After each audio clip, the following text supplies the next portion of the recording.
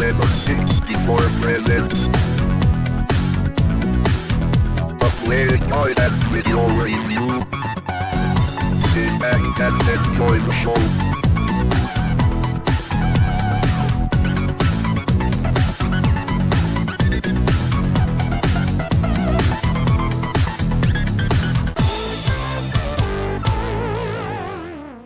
Hi there once again, welcome to another Lemon 64 game guide and review.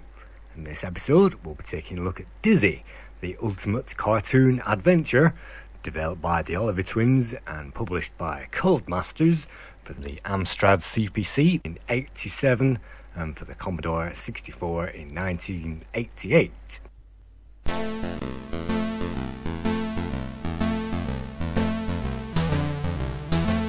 The original Dizzy opens with a very nice title screen, but unfortunately this is the only music that you will hear in the entire game. All we can do is press fire. In Dizzy we find our hero there and must negotiate his way around the landscape, picking up objects and using them in appropriate places in an attempt to get rid of an evil wizard at the end of the game. You can see already there are hazards on each one of these screens in this flick screen adventure. To begin, the puzzles don't start very hard and it even gives us a free life.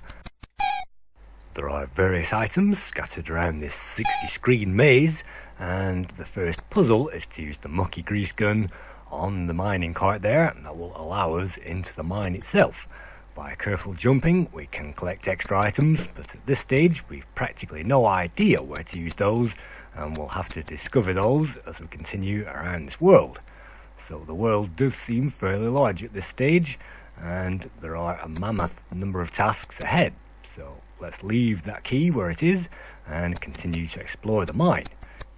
You can see there are a large number of enemies scattered around this landscape, from spiders, birds, even ghosts there. You'll also find lethal spikes, apples, and vampire bats, and even the raindrops will kill us on contact. So yes, we can die pretty rapidly in this game if we touch anything that moves, and even the raindrops killing us is practically unfair. But luckily we have the plastic raincoat, and that will protect us from the rain. We can also collect the bird seed, which you can see above there on that platform, and that will protect us from these birds. But we have to negotiate the bird to get to the bird seed. Sometimes that thing comes pixel close, and sometimes you'll just die before you even get there. So let's make a run for it. And now we can use that bird seed on the bird without any further ado, because that bird is a menace. Unlike all the other later spawn Dizzies, which basically require us to move items around the landscape, in this one we have to destroy the enemies as well. In this case, even apples falling on our head there is an enemy, and so the game always provides us with some means to destroy those so that we can walk around freely. On this screen you can see the raindrops there.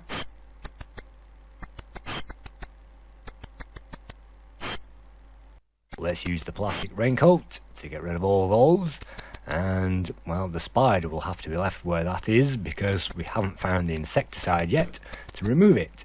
But you can see progress can be made in this game just by solving a few puzzles. Look at that pixel close again there with the spider. To the left you can see the ice world, and that expands for maybe 10 screens.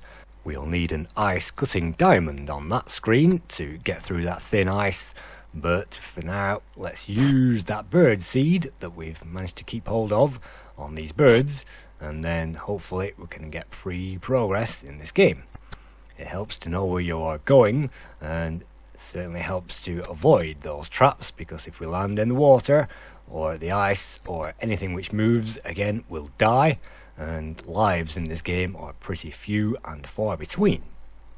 So let's dispatch of that bird, and there you can see an emerald, which is actually the eye of a yellow god, which we'll find later on in the game, and you can use that emerald to open that up, and that uncovers a cave.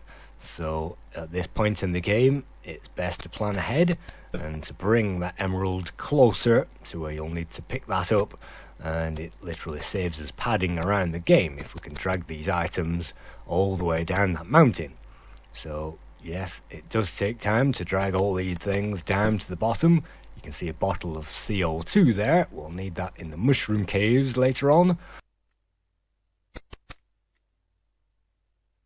But for now, the most important thing is to collect those lives.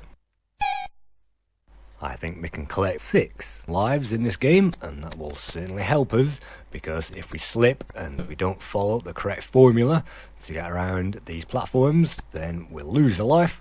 And sometimes this game can be pretty merciless with that, as we shall see later on. But again, another important thing is to carry the bird seed, and then we are invulnerable to those things. And so now, leaving those items behind, let's carry the bird seed all the way over to the right of the map, and hopefully find some more of those birds and avoid those spiders in the meantime. You can see that spider moves up and down at complete random, so sometimes that can just fall onto our head, so you have to be pretty quick. I'm just going to speed that footage up slightly there, because completing this game does take time, maybe an hour and a half to complete it end to end. But because we haven't got the ways to dispatch that animal, again, let's take our time to get over that spider.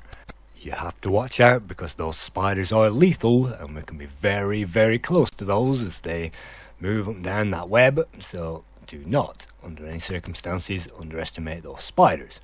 But let's get rid of this bird, because we have the bird seed. That's a very satisfying feeling. You may notice another item, that's a torch. And you may wonder why we need a torch. Well, it is not, unfortunately, to highlight a cave, and it is not used to light some kind of thing which requires a light, like a cannon, for example. The torch is actually used for lighting the fire under the cauldron, and if you drop that item anywhere else than the side of the cauldron, it will not work. And how the player is supposed to work that out for themselves, I have no idea, but it is within one screen of where it is supposed to be used, so I guess it's not that hard. But now that the cauldron is lit, that reveals the plot of this game.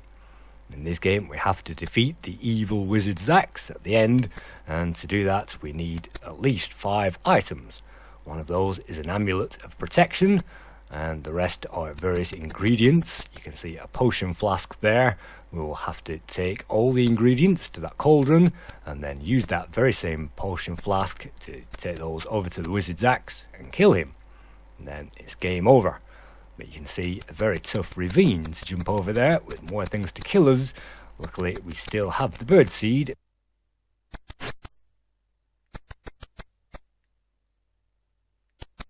I'd recommend taking the bird seed as a #1 priority, but I'm going to leave the bird seed here for now, because further on the next screen there is a door, and to get through that door I need 2 things. I need the raincoat to prevent the rain from destroying me before I even get there, and I need the door key. So let's backtrack, leave that birdseed there, and you can see just by falling off the edge of those ledges I can catch these logs and I can ride over that ravine. It doesn't look so hard on the return trip, but you have to make sure that you time that perfectly, and also to jump over this gap. Otherwise the level will open up and drop you into that pit, and that's game over. So there are game over points in this game, and you have to learn to jump over that gap every single time, and to wait for this apple every single time, because if you don't and you jump, then you will collide into those items, and so patience must be observed. So we can head back there, and you can see that thing again tries to kill me with moving very rapidly along that silky line, but I managed to get through there, and I'll be glad when I get the insecticide to get rid of it. But in the meantime, there's the raincoat, and you can see the key there, which we need to open the door. So let's grab the key and take those items across the ravine, and we can use both of those to hopefully get further in the game. And sometimes it helps taking those across in stages, because that spider is so difficult. We don't want to lose lives endlessly trying to get over these things. And so let's wait again, jump over that gap again. But if you rush the next screen too quickly, then you'll overstep the mark and die. So we must jump from exactly that spot on the edge of that screen, and if we do that to the pixel, we should land 1 pixel off the edge of that platform, and that means we can just hop one platform to the next, and you can see that one is out of sequence.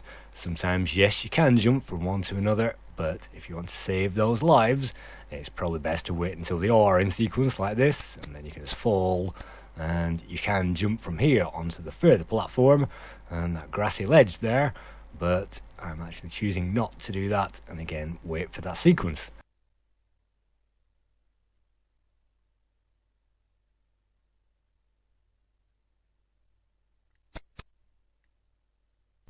I remember when I first saw this game, I saw it on a friend's machine, and he showed me what all these items did. So as long as you know what all these items do and how they are used, you can progress from screen to screen and use those and plan a strategy ahead. If not, you'll be probably completely lost in this game and you'll have no idea. You can see we have a sign in the top corner, and that gives away this is the graveyard gate, and so all we have to do is to find the graveyard key, and we know where that is. So some puzzles in this game are quite easy and quite logical once the player follows the pattern of logic, but some of those puzzles are fiendishly difficult, and it will take the player some time and endless repeated plays to play this and figure those out. This game does not have a save, of course, and it will probably take at least an hour to have a go and to get far in the game. You can see the graphics in Dizzy are ported from the Amstrad CPC, which was the native platform that was coded by the Oliver twins. The ZX Spectrum appeared in '87, and the Commodore 64 got its own conversion in 1988. The programmers of this game were Philip Oliver and Andrew Oliver, who originally designed these levels on a very long roll of wallpaper using felt tips and crayons and that kind of thing. And then they converted that pixel by pixel onto the Amstrad CPC, where they started with their great game Super Robin Hood for the Amstrad CPC, and they continued following that up with Grand Prix Simulator in 1985, Fruit Machine Simulator, Pro BMX Simulator, and Jet Bike Simulator. And so the Oliver twins kick-started the simulator series for Codemasters, which continues to this day with the F1 simulators. The Oliver twins are also known, of course, for the Dizzy series, which went on to Treasure Island, Fantasy World, Magic Land, and ended practically with Crystal Kingdom Dizzy on the Amiga in 1991. The conversion to the C64 was done by Ian Gray, who also coded Scramble 64 and the Caverns of Erebane. The music you heard over the title screen was coded by David Whittaker, who also coded the Street Surfer music, Gather 2, Feud, and 89 other titles on the Lemon 64 website. Meanwhile, on the Commodore 64, we've noticed a glitch in the scenery. This reveals the insecticide, which we'll need to get rid of those endless spiders, but it also means we can drop down into this gap and we can collect an extra life, and there is even an extra item down here, and that's the ice cutting diamond that we need to get through the thin ice. Whenever we collect an item, the item description will appear: can of insecticide, rusty key, and bolt cutters and that kind of thing. So we do get an idea of what we have, and if we are brave and use that insecticide, we can now dispatch those spiders, which is another great feeling. On the original Amstrad and on the Spectrum, it wasn't possible to jump down this gap, and that required the heart, which is located in the main castle. You may have seen the drawbridge to the main castle there. If we enter that, we'll need the 3-in-1 oil, which we'll find later on, but by entering the castle, we'll not only find Zax himself, but we'll also find another element to the brew that we need to get rid of him. So hopefully we'll see that a little later. In the meantime, let's use the insecticide to its designed purpose And let's get rid of all the spiders on this level, and that makes our progress so much easier. We still can't get rid of those apples because that requires the hard hat, but now that we have the insecticide, miracle of miracles, we can get rid of those hard pesky critters, and we can also gain access to the hard hat, which is actually just down here. So progress can be really made quickly in this game, and things can move quickly from one step to the next. And by jumping this gap, we'll find the last spider in the way of the hard hat. We can now use the hard hat to destroy all those apples we saw on the surface, as well as an array of lethal spikes and even dropping ice crystals later on, so a multi-purpose item there. Unlike the Monty games, yes, we can use these items pretty obviously and easily, and it doesn't take a mastermind to work out what they must do. And so the hard hat, well, as soon as the player is brave and they collect those apples with the hard hat, it will explode, and then from then on they'll figure out that that's what that item does. So it isn't obvious until the player knows, and then it is obvious. But you can see again some of those graphics, particularly the trees there, are pretty generic, but the landscape itself has been drawn obviously with an editor, which is copy and pasted and stamped various items around that map. And so I'm waiting for the apple there. Let's get rid of that with a hard hat. You can see the tree there has been well drawn, and even signs and even a ghost there. So there is variety from screen to screen. And just like Switchblade, each screen is a puzzle unto itself, and so we have solved virtually the puzzles on these screens, so now they are empty, including the spider. You may notice what looks like a trash can lid on the floor there. That is actually a trapdoor, and to gain access to that we must get the crowbar, which you remember we left in the ice. So perhaps the player does have to have a good memory for where they left all these items, and certainly if you ferry those around closer to the central screens where we began, then it should be easier to take those from one side of the map to the other. Some of those items will disappear actually when we use those, and so we won't find too many items littering the landscape as we solve those puzzles, and so we don't have too many choices remaining. As far as using the crowbar, I guess it's a little obvious that we have to pry this thing open, so let's do that.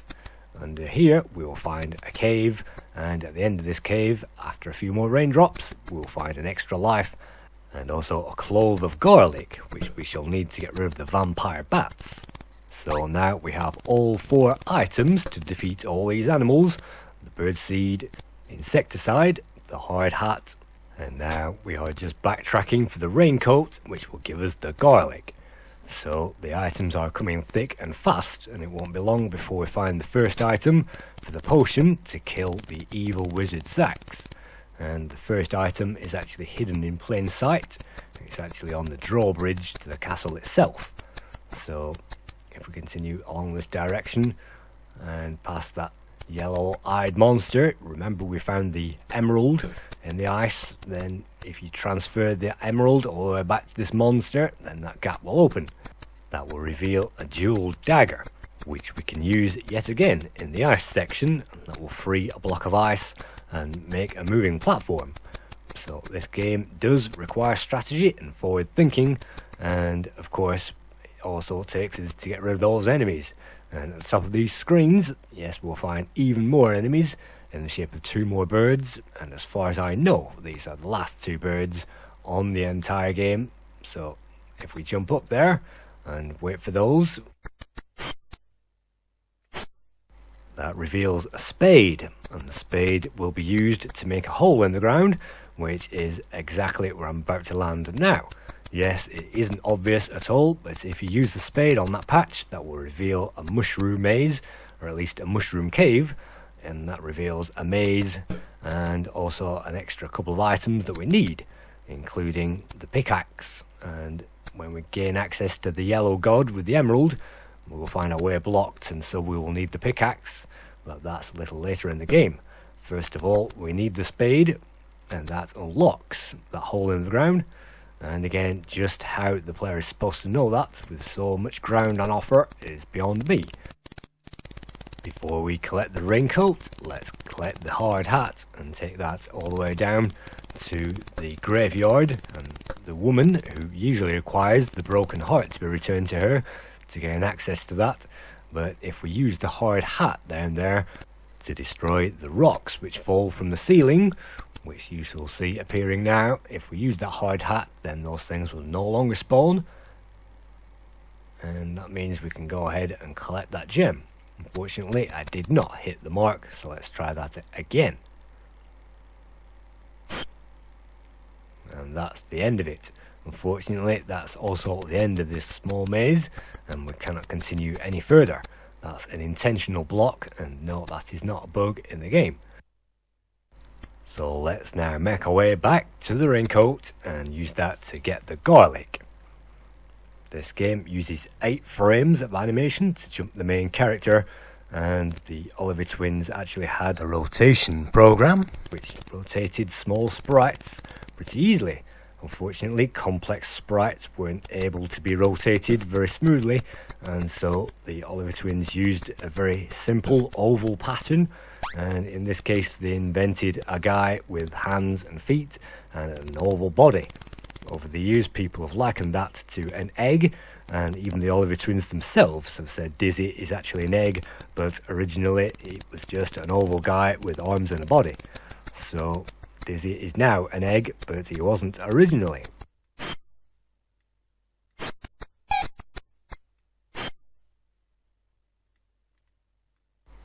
This game is also the only Dizzy featuring a real life name of a place. In this case, this place is known as Kathmandu, so that's a real life place there in Tibet. So the rest of the games were based on fantasy and fairy stories.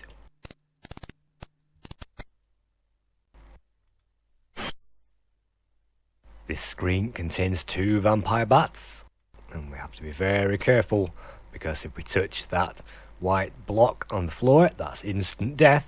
And you can see that's very well drawn with the bones there, so that gives the player knowledge that that is instant death, so do not touch that. We have been lucky so far, not many lives lost, and an extra life also here. I'm not quite sure whether the lives roll over, but I know that we have 6 already, and I'm not quite sure whether we can have 7, but let's leave the extra for now. Let's collect the ghost laser, and it's pretty obvious what that thing has to do. Let's jump down and use that to get rid of the ghost. We don't need to attack that thing like Ghostbusters, no, we just have to drop that thing and that will work. And again, we have to pull to the right there to avoid instant death, and the pit down there is another instant death. So if we should jump to the right, we'll probably die from this spot. But you can notice that I have the garlic, so at least we don't have to worry that we're going to get bitten by this vampire bat. Being brave there, I actually made it. Sometimes you can't. And this section requires yet another pixel perfect jump. So let's see if we can get the bat and then perform that. And right on the edge of this platform means we can survive and we can jump over that gap, and that's entirely possible. So if we jump from this point, we'll survive, and that's great, but the mushroom does not take us to the top of that platform. We have to be absolutely pixel perfect, otherwise if we jump, we'll either not make it, or we'll jump too far and we'll jump right over the thing and die.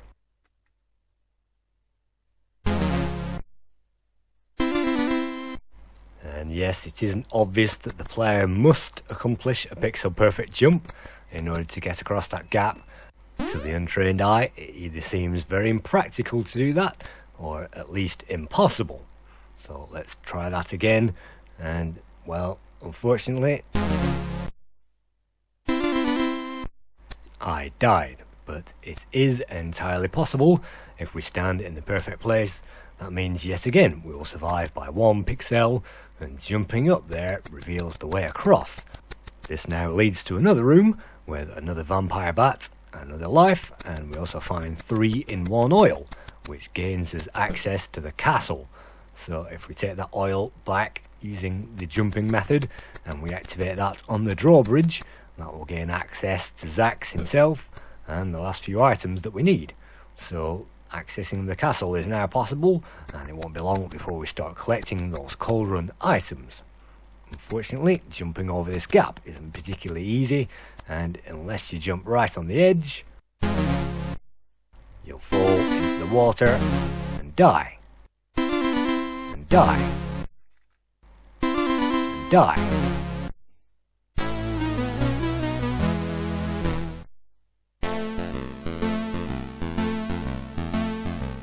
Returning to an alternative playthrough, we've made it to the same place, and under that same spot, if we choose our moment correctly, we can jump over those semi-random collapsible bridge parts there, and we can actually collect a purse of gold. Unlike most of the other items, this item is actually used to gain another item, so we can't just activate this purse of gold, we have to combine it with something else. But for the moment, I can use the mushroom. That will allow us to cross this chasm without falling in there. So sometimes this game periodically gives us screens where we find not only instant death, but repeated death as well. And sometimes if we die on a screen and we find ourselves being hit repeatedly by a long drop into water, then that's game over. Back on the 64, I have activated this item by using the bolt cutters on that item, and we will certainly see where I found those bolt cutters a little later, but for now that's the only item that I'm not showing you how to get to, and that reveals a leprechaun's wig. And you can see spikes there determined to kill me, but we haven't got the hard hat. And jumping over these ice fields, again, if you make the wrong jump into a screen, you could be finding yourself dying repeatedly. Luckily, on this screen, all we have to do is stand by the ledge that we need to jump on, and we can jump directly onto that, and we don't need to risk a leap of faith from off the screen. So if we jump here, that will give us access to the edge of that platform, and now running and giving that a brave jump at the end will rescue the leprechaun's wig. This is one of the 4 items that we need to take back to the cauldron and collect those in the flask at the end to defeat Zax.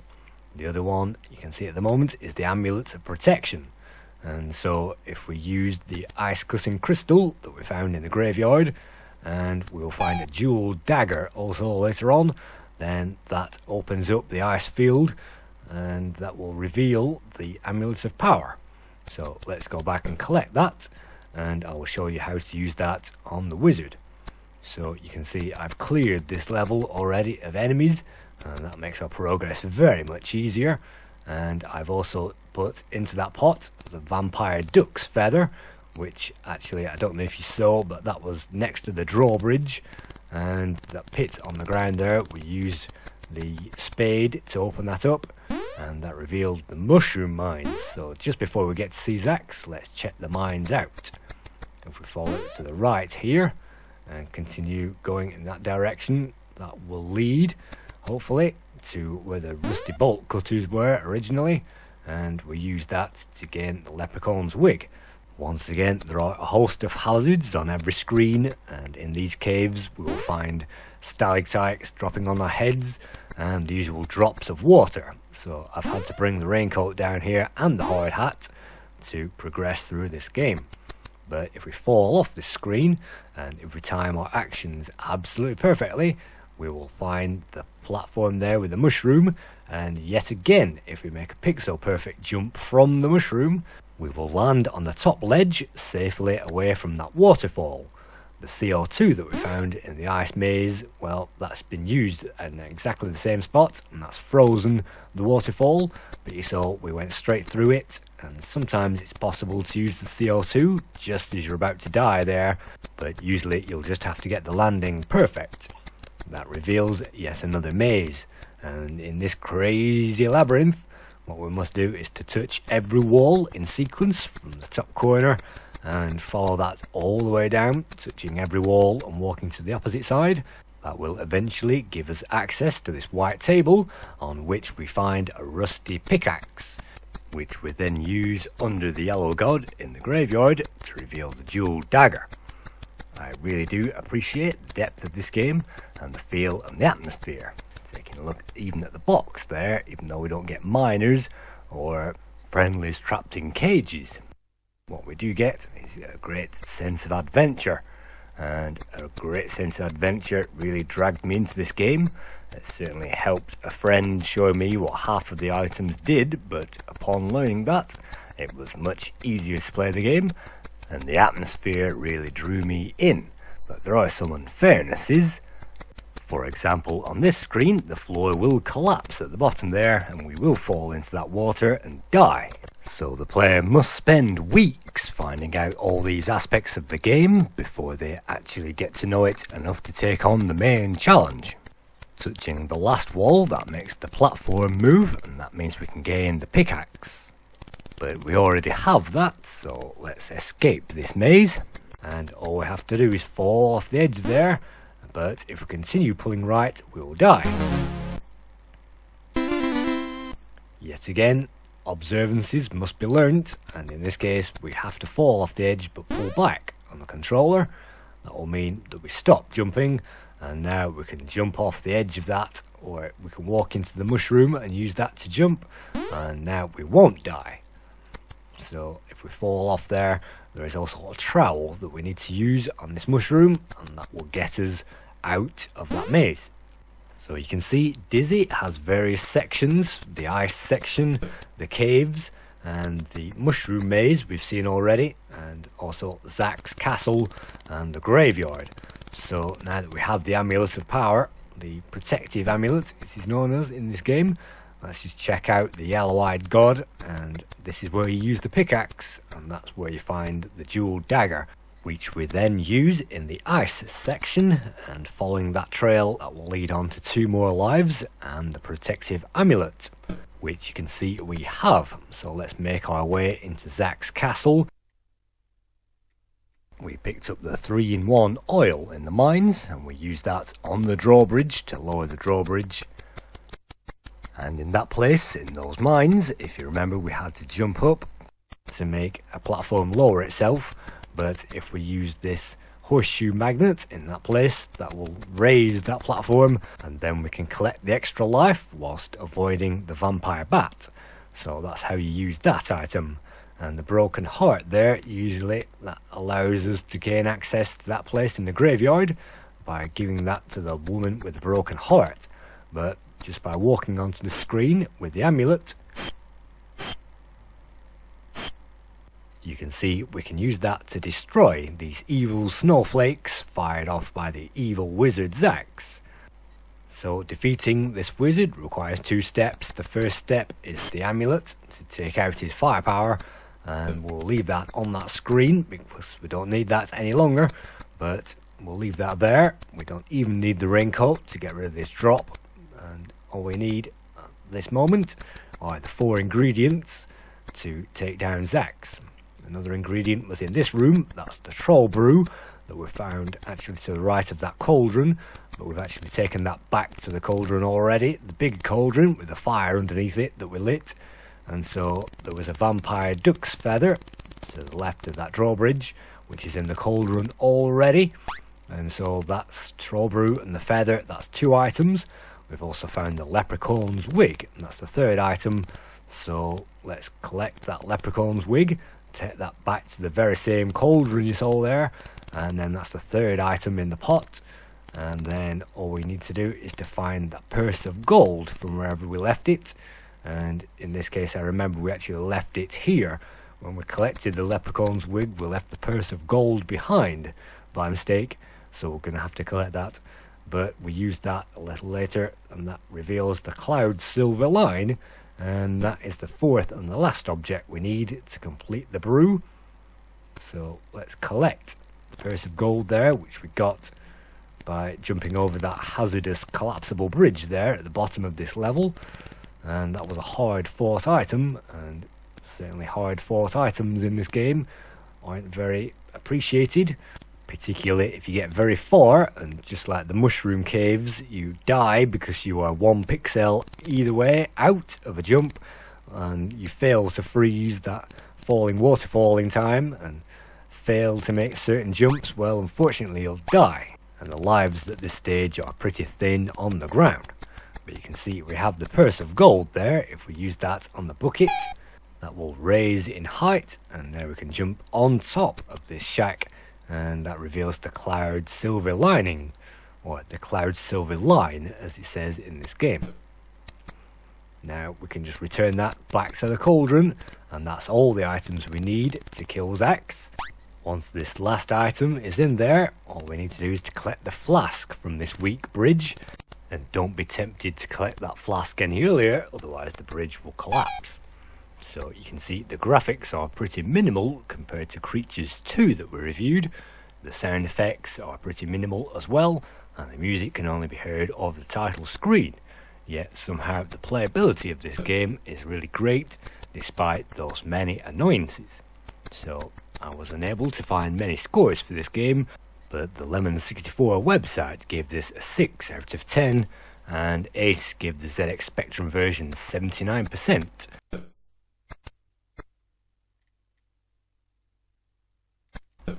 It has some great charm and some great playability, but again it's just too annoying when we are finding ourselves with the last life there, with the potion to kill the evil wizard, and then we can complete the game. But again, unless we are pixel perfect, we die.